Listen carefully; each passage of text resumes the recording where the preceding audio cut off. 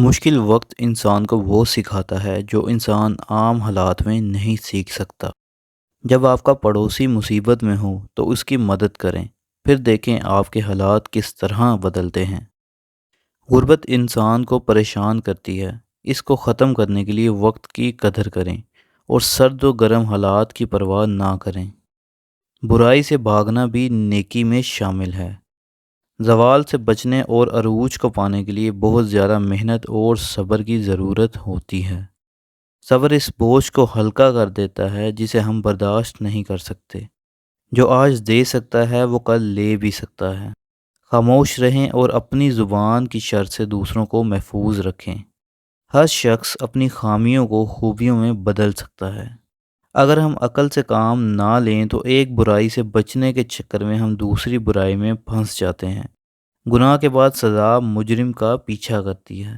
آگ کو اگر نظر انداز کیا جائے تو یہ تباہی کا سبب بنتی ہے۔ دوسروں کے معاملات میں مداخلت نہ کریں اور نہ ہی کسی قسم کے لالچ میں آ کر ان کے راز ظاہر کریں۔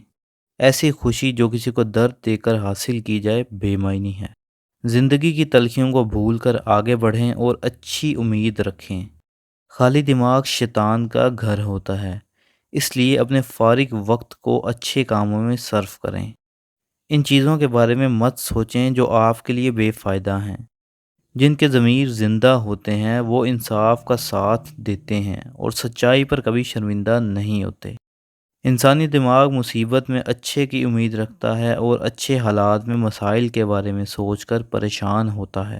اس بات کو ذہن میں رکھیں کہ زندگی بہت مختصر ہے۔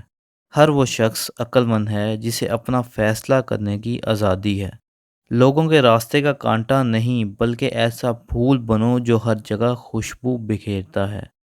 اعلیٰ مقام حاصل کرنے کے لیے بڑے لوگوں کی چاپلوسی کو سیڑھی نہ بناؤ۔ دنیا کی کوئی بھی چیز بے معنی نہیں ہے۔ اگر دو لوگ ایک دوسرے کے مخالف چلیں تو ضروری نہیں کہ دونوں صحیح ہوں یا پھر دونوں غلط ہوں۔ ایک اچھا اور دیانتدار جج اپنے ذاتی مفاد کو انصاف پر ترجیح نہیں دیتا۔ اچھے دوست کا اچھا انسان ہونا ضروری ہے۔ جس میں ڈیسیژن پاور نہ ہو وہ ہمیشہ دوسروں کا محتاج رہتا ہے۔ اگر آپ اپنے پروفیشن سے مطمئن ہیں تو آپ ایک خوشحال زندگی گزاریں گے۔ مزید ویڈیوز کے لیے سبسکرائب کریں۔